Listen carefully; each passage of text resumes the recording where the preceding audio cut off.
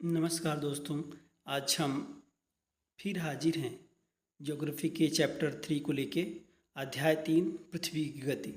हम जानते हैं कि विभिन्न परीक्षाओं में एनसीईआरटी से ही की जो विभिन्न कक्षाओं की जो पुस्तकें हैं उससे ही प्रश्नोत्तर बनते हैं।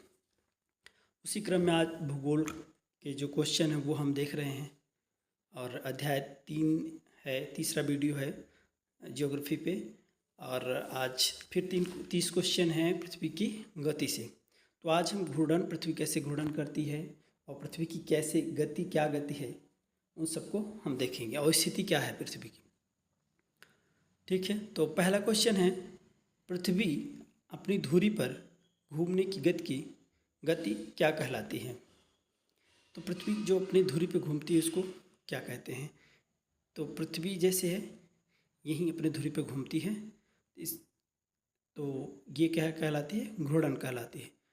जैसे लट्टू नचाते हैं और अपनी धुरी पर नाचता है, उसी प्रकार से पृथ्वी अपनी धुरी पर घूमती है तो घूर्णन कहते हैं। अच्छा, एक क्वेश्चन दूसरा है कि जब सूर्य की परिक्रमा पृथ्वी द्वारा की जाती है पूर्व से पश्चिम की दिशा में, तो इसे क्या कहते हैं। तो वो परिक्रमण है, परिक्रमा करती है किसकी, सूर्य की। हम जानते हैं कि सभी ग्रह जो है सूर्य की परिक्रमा करते हैं। अगला क्वेश्चन है, पृथ्वी सूर्य के चारों ओर घूमने की गति क्या कहलाती है। तो ये क्या कहलाती है, चारों तरफ जब घूमेगी तो परिक्रमण कहलाएगी। ठीक है, परिक्रमण समय जो होता है 365 दिन का होता है। 365 दिन 6 घंटे 6 आवर्स ये होगा। और घूर्णन में हम जानते हैं कि कितना समय लगता है, घूर्णन में 24 घंटे। अपनी धुरी पे घूमता है ना, तो 12 घंटे दिन 12 घंटे रात होती है। अगला क्वेश्चन है, पृथ्वी अपनी धुरी पर एक बार घूमने में कितना समय लेती है। तो अपनी धुरी पे घूमेगी तो 24 घंटे लेगी, एक दिन एक रात। चौथा नंबर क्वेश्चन है, पृथ्वी सूर्य की एक परिक्रमा कितने समय में पूरी करती है। तो ये जानते हैं 365 दिन 6 घंटे, और ये 6 घंटे आगे प्लस प्लस जुड़ते हुए आगे एक वर्ष जो होगा वो लीप वर्ष कहलाएगा, लीप वर्ष। हर चौथे साल एक लीप वर्ष बनता है, 6 घंटे एक्स्ट्रा जो बढ़ रहा है। अगला क्वेश्चन है, पृथ्वी अपनी धुरी पर किस दिशा में घूमती है। तो हमने बताया कि पृथ्वी अपनी धुरी पर पश्चिम से पूरब घूमती है, पश्चिम से पूरब घूमती है। 6 नंबर क्वेश्चन, पृथ्वी पर दिन और रात का कारण क्या है। तो दिन रात इसलिए होता है, मानते ये सूर्य है, सन है, और ये हमारा अर्थ है। अर्थ की आकृति बड़ी बन गई। चलिए फिर से देखते हैं, ये सूर्य है, ये पृथ्वी। तो दिन रात ये घूर्णन कर रहा था, एक पक्ष ही सूर्य के सामने रहेगा, तो ये आधा भाग जो है जिस पे प्रकाश पड़ेगा वो दिन कहलाएगा। उस पर प्रकाश रहेगा तो दिन है, तो इस तरफ जो है छाया रहेगी, मतलब अंधेरा रहेगा, तो ये यहाँ रात होगी। ठीक है, तो पूछ रहा है पृथ्वी पर दिन और रात का कारण क्या है। तो ये घूर्णन है, पृथ्वी का घूर्णन है। अगला क्वेश्चन है, पृथ्वी का आधा भाग प्रकाश में और आधा भाग अंधकार में क्यों रहता है। कारण है कि पृथ्वी की जो आकृति है अंडाकार है, तो इसलिए, या गोलाकार भी है, तो कह सकते हैं गोला पृथ्वी की जो आकृति है गोल होने के नाते ना, इसलिए आधा समय जो है अंधकार रहता है, आधे समय, आधे भाग में दिन रहता है। 8 नंबर क्वेश्चन है, यदि पृथ्वी घूर्णन करना बंद कर दे तो क्या है। घूर्णन करना बंद कर देगी तो ऋतुएं नहीं रह जाएंगी, ऋतुएं बदलेंगी। घूर्णन करना अगर बंद कर दे तो दिन रात तो पहले नहीं होगा, क्योंकि एक भाग पर हमेशा सूर्य का प्रकाश पड़ता रहेगा, तो इधर दिन रहेगा और इधर रात, क्योंकि घूर्णन नहीं हो रहा, मतलब ये अपने अक्ष पे नहीं घूम रही है। अगला क्वेश्चन है, पृथ्वी की धुरी कितने डिग्री झुकी हुई है। ये हम लोग कल देख चुके हैं, 23.5 डिग्री झुकी है। 9वां क्वेश्चन है, ऋतुओं के परिवर्तन का मुख्य कारण क्या है। तो ऋतुओं के परिवर्तन का मुख्य कारण पृथ्वी की धुरी का झुकाव और परिक्रमण, यही ऋतु परिवर्तन होने का कारण है। यदि पृथ्वी की धुरी न झुकी हो तो क्या स्थिति होगी? तब क्या होगा? केवल एक ऋतु ही वर्तमान स्थिति में जो रहेगी वही लगातार बनी रहेगी, ऋतु में कोई परिवर्तन नहीं होगा। अगला क्वेश्चन है, ग्रीष्म संक्रांति किस तिथि को होती है? तो ग्रीष्म ऋतु का जो प्रारंभ होता है अमूमन वो 21 जून से होता है, क्योंकि ये अगर पृथ्वी है इसको 2 बराबर भागों में बांट दें और यहाँ सूर्य है तो इसका जो यहाँ रहेगा सूर्य, तो इसकी जो आकृति होगी ये मकर रेखा, ठीक है, और ये कर्क रेखा है, ठीक है। मानते ये कर्क रेखा खींची गई। जब सूर्य का प्रकाश सीधी रेखा पे यहाँ पड़ेगा तब क्या होगा? यहाँ उत्तरायण में जो है ग्रीष्म ऋतु होगी, और यहाँ अगर सीधा जब पड़ेगा तो यहाँ ग्रीष्म ऋतु होगी, और यहाँ जब यहाँ ग्रीष्म ऋतु होगी तो यहाँ शीत होगी, और जब यहाँ ग्रीष्म होगी तो यहाँ शीत ऋतु होगी। आगे देखते हैं। तो जो संक्रांति होगी वो किस तिथि को होगी? ग्रीष्म ऋतु। तो इसका मतलब है कि सूर्य की किरणें तिरछी मतलब सीधी रेखा में जो है तीखी किरणें जो ग्रीष्म ऋतु में कर्क रेखा पर पड़ेगी, तो 21 जून से वो प्रारंभ हो जाता है, जिसे हम योग दिवस के रूप में मनाते हैं। क्यों? क्योंकि यही इम्पोर्टेंट है कि इस दिन सूर्य का प्रकाश जो है कर्क रेखा पर लंबे समय तक बना रहता है, बड़ा दिन होता है। 13 नंबर क्वेश्चन है, शीत संक्रांति कब होती है? तो शीत ऋतु का प्रारंभ कब से होता है? तो 22 दिसंबर से होता है, ठीक है। और 22 दिसंबर को समाप्त कब होता है? 21 मार्च को समाप्त होता है, मार्च को समाप्त होती है शीत ऋतु। आगे देखते हैं, विश्व दिवस कब होता है? तो विश्व दिवस उत्तरायण में मतलब विश्व दिवस जो होगा वो 21 मार्च से 23 सितंबर के बीच होगा, 21 मार्च से 23 सितंबर के बीच होगा। 15 नंबर क्वेश्चन है, 21 जून को सूर्य की किरणें किस अक्षांश पर लंबवत पड़ेगी? अभी हमने जाना है कि किसे अक्षांश कहते हैं। ये वाली रेखा जैसे जो खींची जाए उसे अक्षांश कहते हैं, और ये वाली रेखा को हम देशांतर रेखा, जो उत्तर से दक्षिण देशांतर, पूर्व से पश्चिम तो अक्षांश रेखा। तो पूछ रहा किस अक्षांश पर पड़ने पे अक्षांश पर लंबवत पड़ेगी, मतलब सीधा प्रकाश पड़ेगा। तभी हम देख रहे हैं कि 21 जून को पड़ रहा था कहाँ? कर्क रेखा पे। यहाँ मतलब उत्तर में जो है उत्तरी गोलार्ध में क्या होगा? गर्मी की स्थिति होगी, तो दक्षिणी गोलार्ध में क्या होगा? शीत ऋतु होगा। 22 दिसंबर को सूर्य की किरणें कहाँ लंबवत पड़ती हैं? तो 22 दिसंबर ठंडी प्रारंभ हो जाती है उत्तरी गोलार्ध में, तो इस स्थिति में ये मकर रेखा पर होगी। सूर्य की किरणें कहाँ होंगी? मकर रेखा पे। तब यहाँ जो है यहाँ 22 दिसंबर को ठंडी रहेगी, और वहाँ कुल मिला के फिर से एक बार देख लेते हैं। हमारे कहने का मतलब है कि ये रही पृथ्वी और ये रहा, मैंने पृथ्वी के 2 भाग कर दिए, ये उत्तरी गोलार्ध हो गया और ये दक्षिणी गोलार्ध। जब सूर्य की किरणें, ये मकर रेखा और ये कर्क रेखा, जब सूर्य की किरणें मकर रेखा पे पड़ेंगी तो यहाँ गर्मी बढ़ जाएगी और यहाँ ठंडी तब रहेगी, क्योंकि वहाँ सूर्य का प्रकाश पहुँच नहीं पा रहा है।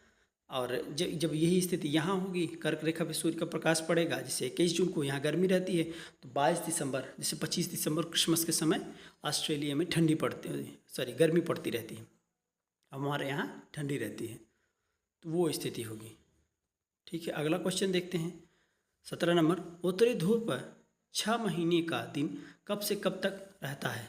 उत्तरी ध्रुव पर 6 महीने का जो दिन होगा वो 21 मार्च से 23 सितंबर तक रहेगा। अच्छा, हम देख लेते हैं, ये रही पृथ्वी। अगर कह रहे हैं कि 21 से 23 सितंबर तक यहाँ क्या है? दिन है, तो इसका मतलब है कि यहाँ रात होगी। 21 से 23 सितंबर तक यहाँ रात होगी इस गोलार्ध में। अच्छा, अब अगर हम कह रहे हैं कि क्योंकि इस समय सूर्य कहाँ रहेगा? उत्तरायण रहेगा, दक्षिणायन में क्या रहेगा? अंधेरा, ठीक है। शीत ऋतु रहती है। और यही उल्टा कर देंगे तो वो मतलब यहाँ 21 से 23 तक जो दिन है वो रात में बदल जाएगा। 23 से 21 तक रात रहेगी, मतलब यहाँ शीत ऋतु रहेगा। और यहाँ भी उल्टा कर देंगे, 23 से 21 तक यहाँ दिन की स्थिति रहेगी। उत्तरायण और दक्षिणायन में यहाँ उत्तरी ध्रुव पर पूछा है 6 महीने का दिन कब से कब तक रहता है, तो 21 मार्च से 23 मार्च तक, क्योंकि यहाँ सूर्य इस समय उपस्थित रहता है उत्तरायण में, उत्तरी गोलार्ध जिसे कहते हैं। और उत्तरी ध्रुव पर 6 महीने की रात कब से होती है, तो इसका उल्टा हो जाएगा, 23 सितंबर से 21 मार्च तक।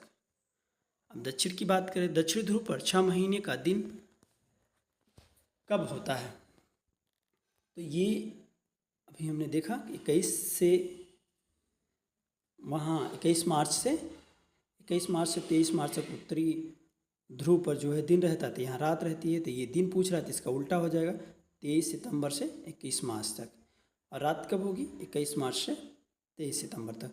तो अगला क्वेश्चन है, दक्षिणी ध्रुव पर 6 महीने की रात कब होती है, तो वो होगी, रात्रि की बात पूछ रहा है तो कब होगी, तो वो होगी 21 से 23 से 21 मार्च तक, 23 से 21 मार्च तक, क्योंकि इस समय शीत रहती है इधर, यहाँ अंधेरा रहता है। अगला क्वेश्चन है, दिन और रात घूर्णन के कारण होते हैं, ये कारण है और कथन है।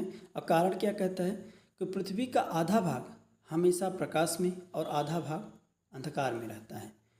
तो ये बात तो सही है, ये बात सही है कि दिन और रात घूर्णन के कारण होता है।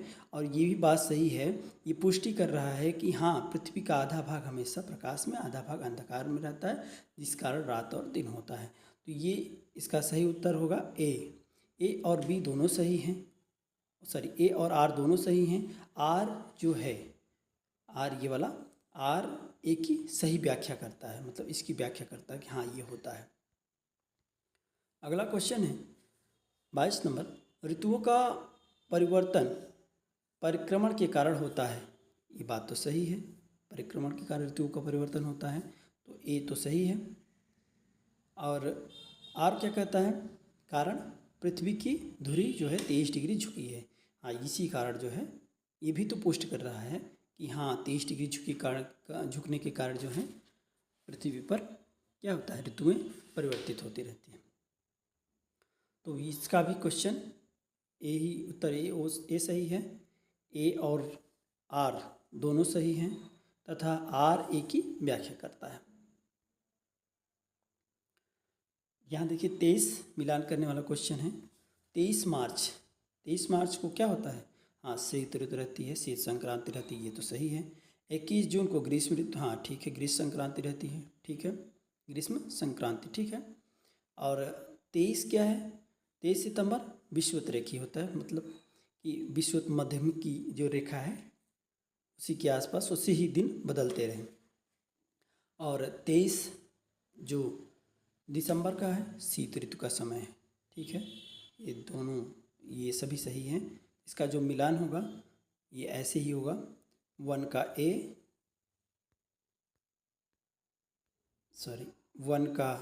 ए और 2 का बी, 3 का सी और 4 का डी। अगला क्वेश्चन है 24 नंबर, मिलान कीजिए। घूर्णन के कारण क्या होता है, घूर्णन का क्या परिणाम है, तो घूर्णन होने से दिन रात होती है, जो उसका जिसका समय लगता है, कितना समय लगता है, 24 घंटे लगता है, तो इसका भी सही है। परिक्रमण का 365 दिन 6 घंटे है, तो ये भी सही है, इसका मिलान ये होगा। और ऋतु परिवर्तन ध्रुव के झुकने के कारण, ये इसका सही उत्तर है। और दिन रात घूर्णन के कारण, ये सही है। मतलब क्या है, उत्तर अगर हम देखेंगे तो 1 का ए और 2 का क्या होगा, 1 का बी होगा, सॉरी 1 का बी और 1 का बी और 2 का क्या होगा ए, चलिए ए और 3 का सी और 4 का डी, ये डी होगा, ठीक है। 25 नंबर क्वेश्चन है, पृथ्वी का झुकाव ना होता तो क्या होता? क्या स्थिति बनती अगर पृथ्वी का झुकाव ना होता?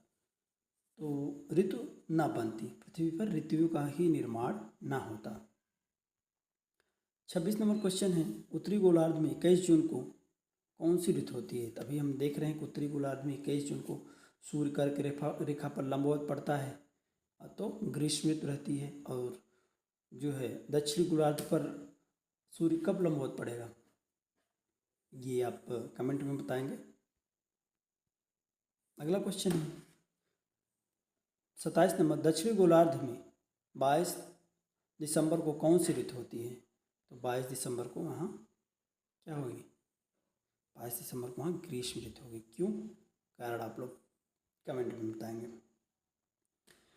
28 नंबर क्वेश्चन है, यदि पृथ्वी सूर्य के चारों ओर न घूमे तो क्या होगा? क्या स्थिति बनेगी अगर उसका ना, तो क्या होगा? दिन रात समाप्त हो जाएंगे। ये नहीं होगा, ऑप्शन नंबर ये हो, ए सही है, ऋतुएं समाप्त हो जाएंगी। ठीक है, दिन रात तो अपने घूर्णन के कारण होता है ना, अक्ष पे अपने घूमने के कारण। 29 नंबर क्वेश्चन है, किस गति से ही पृथ्वी पर कैलेंडर और वर्ष का निर्धारण होता है? तो ये होता है, दोनों कारण होता है परिक्रमण। ठीक है, वर्ष जो निर्धारित होता है कि 365 दिन का एक वर्ष होगा, 6 दिन 6 घंटे एक्स्ट्रा। ठीक है, कैलेंडर भी इसी से तैयार होता है। 29 नंबर क्वेश्चन हो गया। अगला क्वेश्चन है 30 नंबर, 365 दिन 6 घंटे की अवधि पूरी करने से क्या प्रभाव पड़ता है? ये प्रभाव क्या पड़ेगा? क्योंकि ये 6 घंटे बढ़ रहे हैं, तो हर प्रत्येक 4 वर्ष बाद एक लिपि वर्ष हो जाएगी, क्योंकि 6 घंटे बढ़ रहे हैं। ठीक है, तो सॉरी 4 वर्ष नहीं, 400 वर्ष का आसपास होगा। ठीक है, इसको देख लेंगे आप लोग। तो इसका प्रभाव क्या होगा? एक अतिरिक्त लिपि वर्ष, एक अतिरिक्त लिपि वर्ष बढ़ेगा, 6 घंटे जो बढ़ रहे हैं। तो चलिए आज इतना ही है, फिर मिलते हैं अगले वीडियो में। धन्यवाद।